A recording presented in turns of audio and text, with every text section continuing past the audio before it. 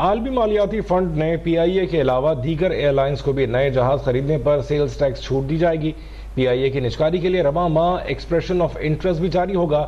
آئسکو، گیپکو، فیسکو کی نجکاری سے قبل ایڈوائزری سروس کے لیے اے اینڈ ایم کنسورشیم کے ساتھ معاہدہ کرنے کا فیصلہ کر لیا گیا۔ کامران چودھری کی رپورٹ ملاحظہ کیجیے۔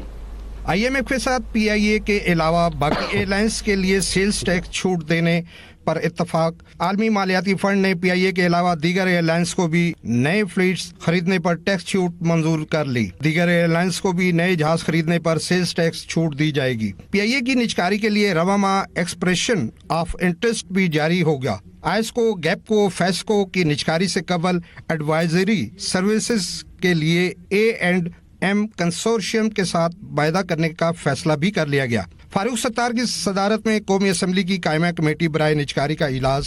سیکرٹری نجکاری نے بریفنگ میں بتایا کہ نجکاری کے بعد پی آئی اے کو 15 سے 20 نئے فلیٹس خریدنے ہوں گے۔ تمام ایئر لائنز نئے فلیٹس خریدیں تو تقریباً 60 سے 70 ارب روپے ٹیکس چھوٹ ہوگی۔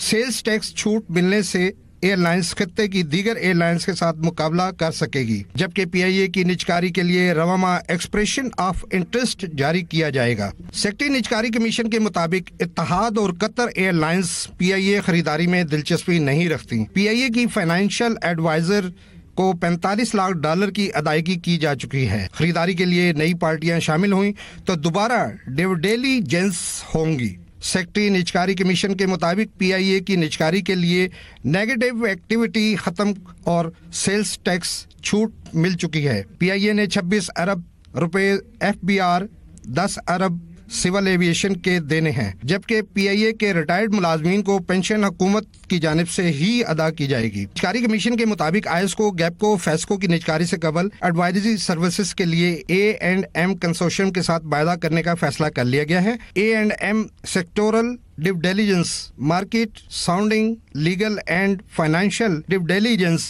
کرے گا۔ سیکٹورل ڈیو ڈیلیجنس میں تقسیم کار کمپنیوں کے لیے ریگولیٹری فریم ورک کا جائزہ ہوگا۔ سیکرٹری نجکاری کمیشن کے مطابق عالمی بینک تقسیم کار کمپنیوں کی نجکاری کے لیے پیشگی اقدامات پر معاونت کر رہا ہے، جبکہ A and M consortium restructuring نجکاری ٹرانزیکشن پر بھی معاونت کرے گا۔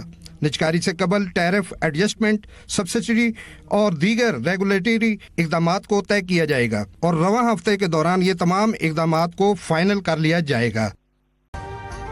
ابھی سبسکرائب کریں تاکہ کوئی خبر رہ نہ جائے۔